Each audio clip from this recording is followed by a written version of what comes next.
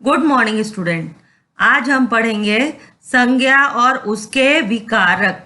ठीक है, जिसमें लिंग, वचन और कारक आएगा। आपको ये सारे पॉइंट्स पहले भी आप पढ़ चुके हो। वापिस हम पढ़ते हैं कि उसमें लिंग, वचन और कारक भी आएगा। तो सबसे पहले जान लेते हैं संज्ञा किसे कहते हैं। यहाँ एक पैराग्राफ दिया गया है कि खेत से धान की कटाई के बाद उसे साफ करने की अनेक विधियां होती हैं। ट्रैक्टर के पहियों की सहायता से उसे अलग करते हैं और धान के पौधे के गट्ठर को चारपाई पर पटकते हैं ताकि पौधों से धान अलग हो जाए। इसके बाद पंखे या हवा की सहायता से इसे साफ करते हैं। तो अब ये जो अलग रंग से, लाल रंग से आप देख रहे हो, थोड़ा नारंगी लिए हुए जो लिखे हैं, तो वो क्या है? वही जो उपयुक्त गद्यांश में रंगीन शब्दों की ओर ध्यान दीजिए। हम जानते हैं कि व्यक्ति, वस्तु, स्थान या भाव के नाम को संज्ञा कहते हैं। किसके नाम को? व्यक्ति, वस्तु, स्थान, भाव आदि के नाम को संज्ञा कहते हैं। किसी व्यक्ति, किसी पर्सन का नाम है। ठीक है, अगर किसी व्यक्ति का नाम है, जैसे इस पैराग्राफ में आया है सुवर्णा, आपका भी नाम हो सकता है। जो भी, जैसे कोई राम, सीता, लक्ष्मण, ये क्या है? व्यक्तियों के नाम है, तो ये संज्ञा होंगे। वस्तु के नाम, तो वस्तु में कोई भी चीज आ जाएगा। मेज, कुर्सी, आपका ब्लैक बोर्ड, व्हाइट बोर्ड। ठीक है, यहाँ पे धान, पौधा, ट्रैक्टर, पंखा, तो ये सब वस्तुएं हैं। ठीक है, स्थान में यानी कि प्लेस, जैसे आपका नौसारी है, तो नौसारी क्या है? वो प्लेस का नाम है, शहर का। तो वो नाम जो है नौसारी, वो व्यक्तिवाचक में आएगा, और शहर जो है वो स्थान में आ जाएगा, जातिवाचक में आ जाएगा। आगे हम उसका भेद पढ़ेंगे। तो स्थान मतलब जो भी जगह का नाम बताया जाता है, तो जैसे जगह का नाम बताया गया नौसारी, तो वो भी संज्ञा है। यहाँ पे खेत और गांव बताया गया है। और भाववाचक संज्ञाएं वो होती हैं जिनको हम महसूस कर सकते हैं, छू नहीं सकते हैं। जैसे कटाई, सफाई, शांति, प्रेम, परिश्रम, सफलता, संतोष। तो संज्ञा के भेद यानी प्रकार। संज्ञा के कुल कितने भेद होते हैं? 3 भेद होते हैं: व्यक्तिवाचक, जातिवाचक और भाववाचक संज्ञा। व्यक्तिवाचक में किसी भी विशेष व्यक्ति, वस्तु या स्थान के नाम को व्यक्तिवाचक संज्ञा कहते हैं। जो मैंने बताया, राम, सीता, लक्ष्मण ले लो, स्थान का नाम ले लो नौसारी, गुजरात। ठीक है, वस्तुओं के नाम ले लो, वस्तुओं के नाम में कोई भी चीज है, उस पर्टिकुलर चीज, ओरिएंट, पंखा, तो वो वस्तुओं के नाम ले लो, तो वो क्या होगा? व्यक्तिवाचक संज्ञा होगा। अब जातिवाचक संज्ञा। जातिवाचक संज्ञा में क्या होता है? कॉमन नाउन जिसको कहते हैं, किसी पदार्थ, वर्ग या समूह के नाम को जातिवाचक संज्ञा। किसी भी पदार्थ, वर्ग या समूह के नाम को जातिवाचक संज्ञा कहते हैं। तो कोई भी मटेरियल हुआ, जबकि अभी मैं आपको आगे बताऊंगी कि मटेरियल नाउन अंग्रेजी में ये अलग होता है, पर हिंदी में मेन 3 ही ये संज्ञा के प्रकार बताए गए हैं। वर्ग, कोई भी वर्ग, जिसे लड़का कह दिया तो बहुत सारे लड़के, कुत्ता कह दिया तो बहुत सारे कुत्ते, बिल्ली कहा तो बहुत सारी बिल्लियां। तो मनुष्य, आदमी, पर्वत, शेर, सोना, ये सब क्या है? जातिवाचक। अब वही लड़के का नाम ले लेंगे तो वो व्यक्तिवाचक में आ जाएगा, और सिर्फ लड़का कहेंगे तो वो जातिवाचक में आ जाएगा। भाववाचक में गुण, दशा, अवस्था या भाव के नाम को भाववाचक संज्ञा कहते हैं। भलाई, बीमारी, आलस्य, प्यार, हंसी। अब यहाँ ध्यान दें, जो मैं आपको बता रही हूँ कि अंग्रेजी की समूहवाचक संज्ञा, कलेक्टिव नाउन, जैसे पुलिस, संसद, समिति, तथा पदार्थवाचक संज्ञा, मटेरियल नाउन, जैसे सोना, चांदी, लकड़ी आदि को हिंदी में जातिवाचक संज्ञा के अंतर्गत ही माना जाता है। इसलिए हिंदी में संज्ञा के 3 ही भेद माने जाते हैं। ठीक है, जैसे गुलदस्ता है। गुलदस्ता क्या होता है? पूरा समूह होता है फूलों का, तो वो समूहवाचक संज्ञा में आता है। तो यहाँ हिंदी में ये क्या बोल रहा है कि जातिवाचक संज्ञा में ही हम समूहवाचक और पदार्थवाचक संज्ञा को मानते हैं। अब संज्ञा के बारे में कुछ और बातें हम जान लेते हैं कि भाववाचक संज्ञा पहचानने में कभी कभी कठिनाई होती है। इसकी पहचान करने की विधि बहुत सरल है। ध्यान रखें, भाववाचक संज्ञा का रूप आकार नहीं होता है। जैसे भलाई, कोई रूप नहीं होगा।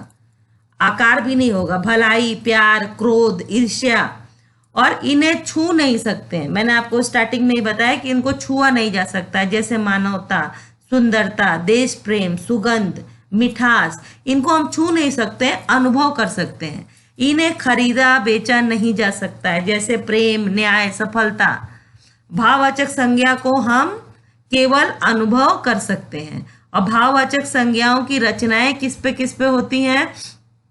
तो भाववाचक संज्ञाओं की रचनाएं मतलब कैसे बनाई जाती हैं? कुछ शब्द अपने मूल रूप से ही भाववाचक संज्ञाएं होते हैं, जैसे सत्य, अहिंसा, धर्म, न्याय, सुख, दुख, दया आदि। और कुछ भाववाचक संज्ञाएं मूल शब्द में प्रत्यय जोड़कर बनाई जाती हैं। प्रत्यय और उपसर्ग मैंने आप लोग को पढ़ाया था पिछली कक्षा में। तो प्रत्यय और उपसर्ग जोड़कर बनाई जाती हैं। उपसर्ग शब्द के आगे जुड़ता है और प्रत्यय पीछे जुड़ता है। व्युत्पन्न भाववाचक संज्ञाएं जातिवाचक संज्ञा, सर्वनाम, विशेषण, क्रिया और अव्ययों में प्रत्यय जोड़कर बनाई जाती हैं। तो व्युत्पन्न भाववाचक संज्ञाओं के उदाहरण: जातिवाचक संज्ञा मानव है तो मानवता, लड़का है तो लड़कपन, देव है तो देवत्व। सर्वनाम से कैसे बनाते हैं? सर्वनाम जो संज्ञा की जगह पे शब्द जोड़े जाते हैं उन्हें सर्वनाम कहते हैं। संज्ञा के स्थान पे प्रयुक्त किए जाने वाले शब्द को सर्वनाम कहते हैं। तो किसी के नाम की जगह जब हम कोई शब्द जोड़ते हैं वो सर्वनाम है। तो अपना तो अपनत्व या अपनापन, आप, आपा, मम, ममत्व, अहम, अहंकार। ठीक है, अब नेक्स्ट पॉइंट देखते हैं हम, विशेषण। विशेषण शब्द किसे कहते हैं? कि जो संज्ञा और सर्वनाम की विशेषता बताते हैं। तो गर्म है तो बनाई हमने गर्मी, सज्जन, सज्जनता, हरा, हरियाली, खट्टा, खटास। अब क्रिया शब्दों से कैसे बनाते हैं? क्रिया यानी जब हम कोई काम करते हैं तो क्रिया, जो भी हम काम करते हैं, एक्शन वर्ड जिसको बोलते हैं, तो वो क्या है? क्रिया है। लिखना, लिखाई, लिखावट, पढ़ना, पढ़ाई, हंसना, हंसी, दौड़ना, दौड़। अव्यय शब्दों से, अव्यय शब्द किसे कहते हैं? जिसका लिंग, वचन और काल के अनुसार उस पर कोई परिवर्तन ना हो। जैसे निकट, निकटता, दूर, दूरी, शीघ्र, शीघ्रता।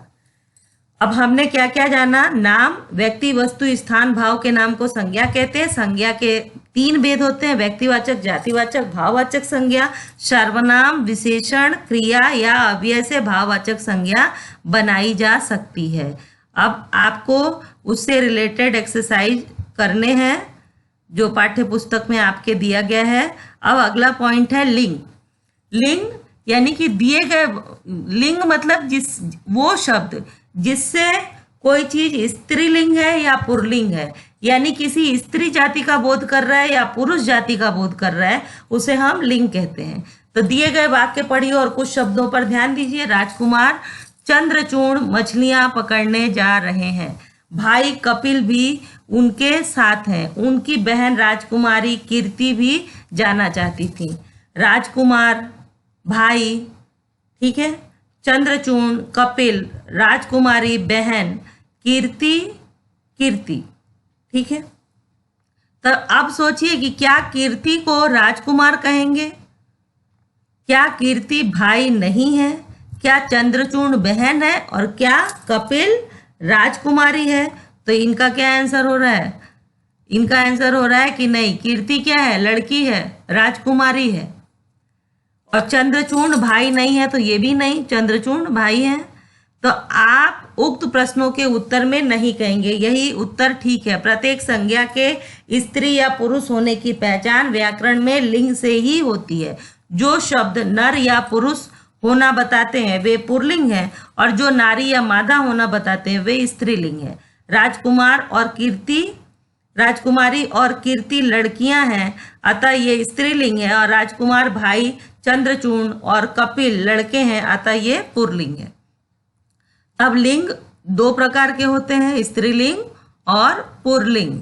तो लिंग परिवर्तन कैसे करते हैं पहले ये जानते हैं। प्राणीवाचक शब्दों में, अर्थात जहां प्रकृति से ही नर मादा निर्धारित होते हैं, वहां लिंग की पहचान सरल होती है।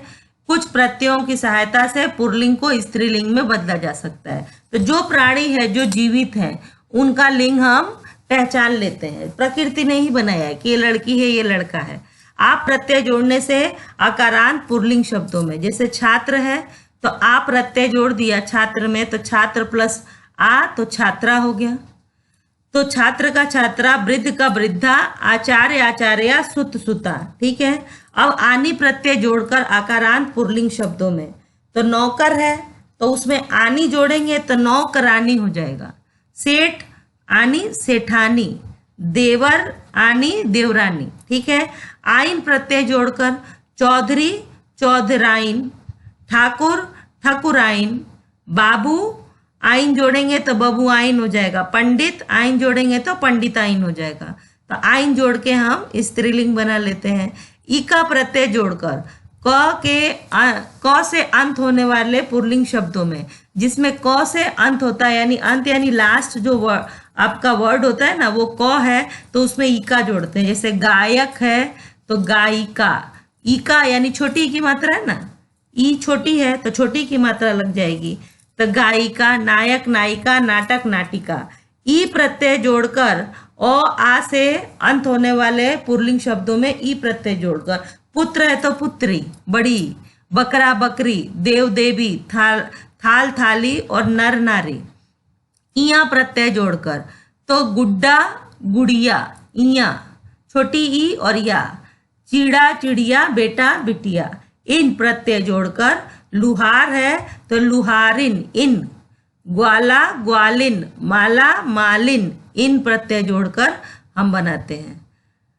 अब इन प्रत्यय जोड़कर कुछ इकारांत पुल्लिंग शब्दों में, जैसे स्वामी है तो उसको हम इन जोड़ेंगे तो स्वामिन। अब बड़ी की मात्रा जो है वो छोटी में बदल जाएगा स्त्रीलिंग जब करेंगे तो। स्वामी है तो बड़ी की मात्रा है स्वामी पे, मोह पे, तो अब जब हम इन प्रत्यय जोड़ेंगे तो वो छोटी ई में बदल जाएगा, स्वामिनी। तो स्वामिनी, अभिमानी अभिमानिनी, हाथी हथिनी, यशस्वी यशस्विनी। ठीक है। नी प्रत्यय जोड़कर मोर मोरनी, भील भीलिनी, शेर शेरनी। अब मति और वती जोड़कर, श्रीमान है तो श्रीमती, आयुष्मान आयुष्मती, रूपवान रूपवती, धनवान धनवती। तो कुछ प्राणीवाचक शब्दों में, विशेषकर कुछ पशु पक्षियों के नामों में नर या मादा जोड़कर लिंग परिवर्तन किया जाता है। जैसे खरगोश है, नित्य पुल्लिंग वो होता है, खरगोश, चीता, भालू, भेड़िया, ये नित्य पुल्लिंग यानी हमेशा पुल्लिंग रहता है। तो उसमें स्त्रीलिंग कैसे पहचानेंगे, तो उसमें हम आगे मादा जोड़ देंगे, मादा खरगोश, मादा चीता, मादा भालू, मादा भेड़िया। और नित्य स्त्रीलिंग शब्द जो है, जैसे मैना, कोयल, गिलहरी, मछली, वो हमेशा स्त्रीलिंग रहती हैं, तो उसमें हम पुल्लिंग बनाने के लिए नर जोड़ेंगे, नर मैना, नर कोयल, नर गिलहरी और नर मछली। कुछ पुल्लिंग शब्द ऐसे भी हैं जिनके स्त्रीलिंग रूप बिल्कुल भिन्न होते हैं, जैसे पिता माता, ससुर सास, बादशाह बेगम, राजा रानी, विदुर विधवा, बैल गाय, कवि कवयित्री, पति पत्नी और वर वधू। ठीक है। लिंग निर्धारण के अपवाद, अपवाद यानी कि जिसके ऊपर कोई वो नियम हम जो बता रहे हैं वो लागू ना हो। जो शब्द प्राणीवाचक नहीं है वे भी या तो पुल्लिंग होते हैं या स्त्रीलिंग होते हैं। वाक्य में उनका प्रयोग करके लिंग की पहचान को जाना समझा जा सकता है।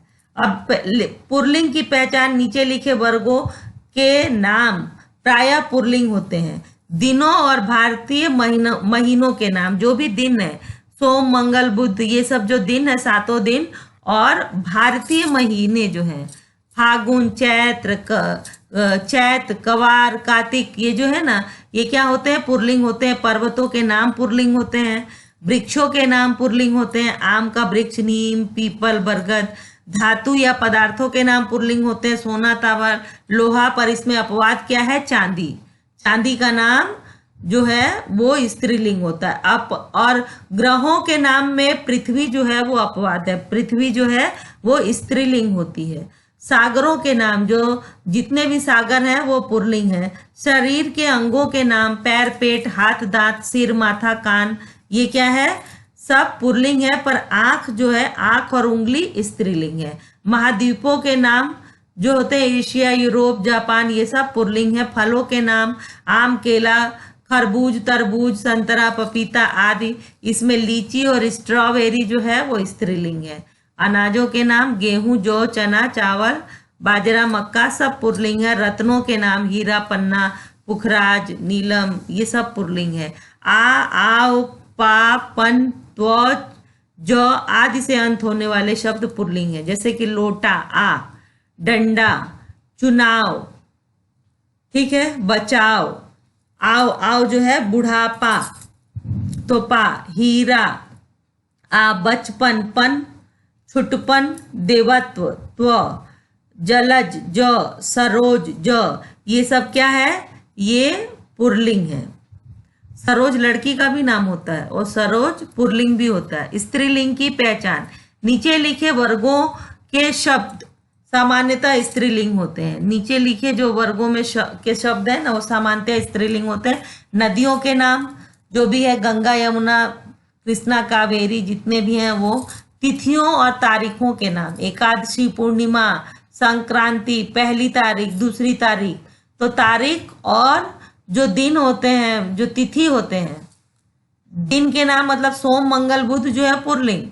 और अगर एकादशी, द्वादशी ये सब दिया है, ये तिथि जो है तो वो स्त्रीलिंग। भाषाओं और बोलियों के नाम, अंग्रेजी, अरबी, फारसी, चीनी, हिंदी, तो भाषाओं के नाम स्त्रीलिंग। छोटे बर्तनों के नाम, थाली, प्याली, कटोरी, कलछी, कड़ाही, ये स्त्रीलिंग। कुछ अंगों के नाम, आँख, नाक, दाढ़ी, मूछ, जांघ, पलक, पीठ आदि क्या है, स्त्रीलिंग। खाद्य पदार्थों के नाम, पूरी, कचौड़ी, दाल, रोटी, सब्जी, खीर, ये सब क्या है, स्त्रीलिंग। और पराठा और चूरमा पुल्लिंग है।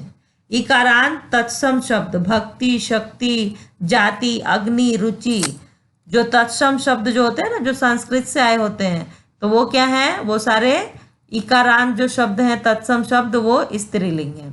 उकारांत शब्द, आयु, वायु, रेणु, धातु, यानी जिसमें ऊ लगा हो लास्ट में, तो वो क्या है, स्त्रीलिंग। मसालों के नाम, मेथी, राई, लौंग, इलायची, मिर्ची, इसमें धनिया और जीरा जो है वो पुल्लिंग है।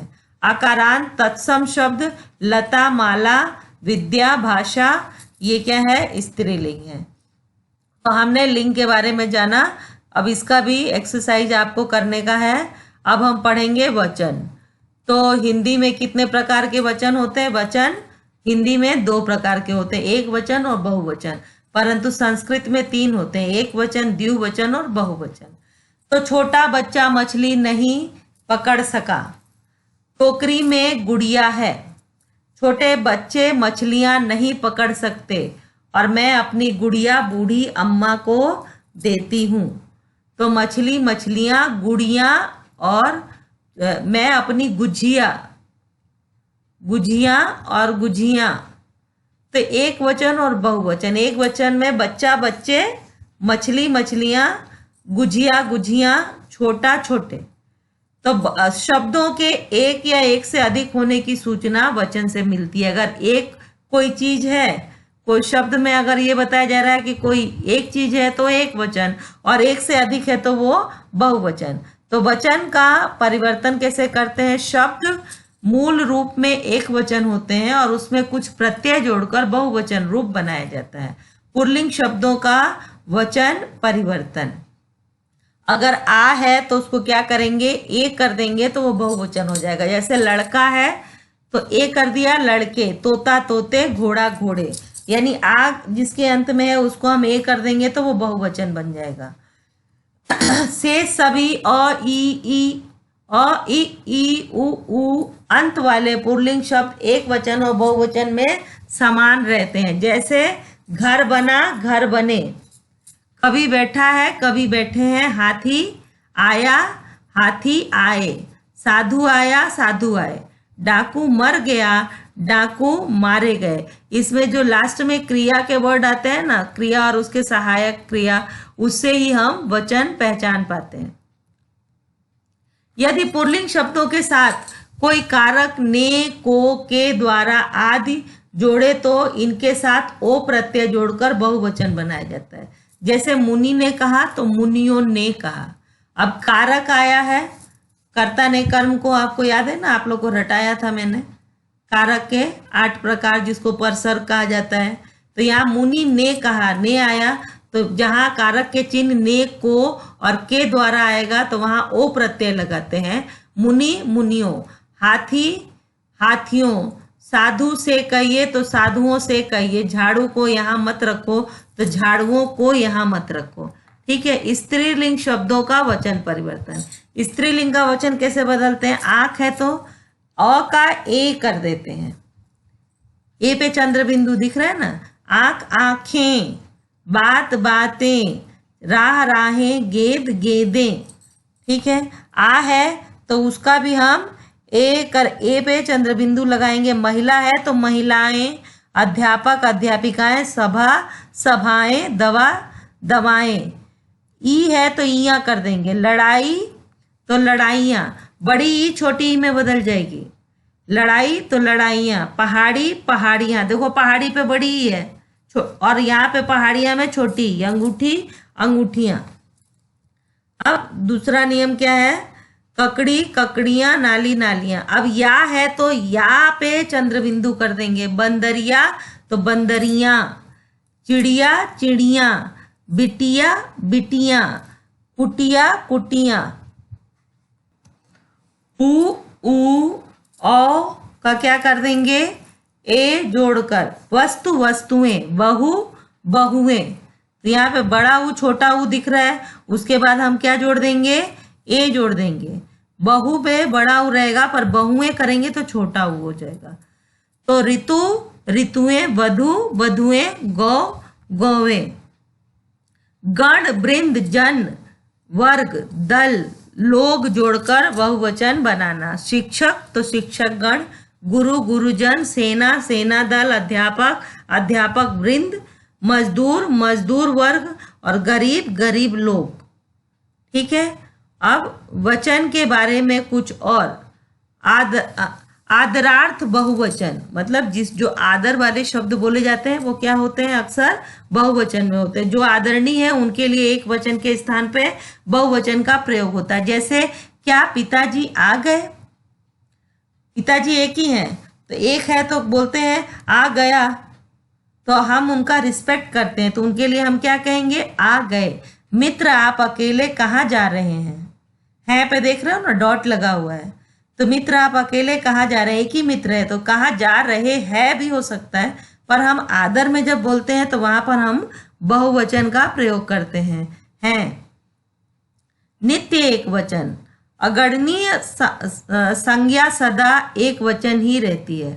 अगणनीय मतलब जिसको गिना नहीं जा सकता है वो सदा एक वचन रहती है। मुझे बहुत तेल चाहिए, 5 डिब्बे दूध ले आइए। अब तेल और दूध को हम गिन नहीं सकते। इसी प्रकार जनता, आकाश, धरती, सत्य असत्य, न्याय आदि, इनको गिना नहीं जा सकता। जनता कहते हैं ना, यानी बहुत सारे लोग जो हमारे देश के हैं तो उनको जनता कहते हैं। नित्य बहुवचन क्या होता है? प्राण, आंसू, दर्शन, हस्ताक्षर आदि संज्ञाएं सदा बहुवचन में होती हैं। सैनिक ने प्राण त्याग दिए, मुझे आपके हस्ताक्षर चाहिए, उसे देखकर मेरे आंसू बहने लगे। तो ये हमेशा बहुवचन में होते हैं। तो क्या आप जानते हैं कुछ भाषाओं में 3 वचन भी होते हैं? मैंने आपको बता दिया, संस्कृत, अंग्रेजी और तमिल में। और हमने जाना ये किया अनेक से वचन की जानकारी मिलती है। वचन के 2 भेद होते हैं, एक वचन और बहुवचन। और इसका भी आपको एक्सरसाइज करना है जो आपके टेक्स्ट बुक का होगा। ठीक है ना, वो एक्सरसाइज मैं आपको भेजूंगी। अब कारक पढ़ते हैं। लिंग वचन हो गया। अब कारक। कारक का मैंने आपको पहले ही बताया था कि कारक के जो 8 भेद हैं। कर्ता ने कर्म को करण से, ये मैंने आपको पढ़ाया था। ठीक है, पहले भी। उसके जो भेद होते हैं ना, उसको हम परसर्ग, जो उसके चिन्ह होते हैं कारक के चिन्ह, उनको हम परसर्ग भी बोलते हैं और विसर्ग भी बोलते हैं। कारक के भेद। कर्ता कारक। कर्ता का अर्थ होता है काम को करने वाला। वाक्य में शब्द के जिस रूप से क्रिया के करने का बोध होता है उसे कर्ता कारक कहते हैं। ठीक है, क्रिया का बोध होता है तो वाक्य में शब्द के जिस रूप से क्रिया के करने वाले का बोध, यानी क्रिया कौन कर रहा है तो वही कर्ता होगा। तो जिससे क्रिया करने वाले का बोध होता है उसे कर्ता कारक कहते हैं। जैसे गुरु ने ज्ञान दिया, तो ज्ञान कौन दे रहा है? ज्ञान देना क्या है? क्रिया है। तो ज्ञान कौन दे रहा है? तो गुरु दे रहे हैं। तो गुरु के बाद ने लगाया है, तो ये क्या है? गुरु कर्ता कारक है। सामान्यतः कर्ता कारक की पहचान ने परसर्ग से होती है, पर अधिकांश वाक्यों में कर्ता का कोई परसर्ग नहीं होता है। केवल भूतकाल की सकर्मक क्रिया होने पर ही कर्ता के साथ ने लगाया जाता है। अगर भूतकाल की सकर्मक क्रिया है तभी हम उसमें ने का निशान लगाते हैं, नहीं तो बिना ने के निशान से ही जो करने वाला, क्रिया को करने वाला है, वही हम उसे कर्ता मानते हैं।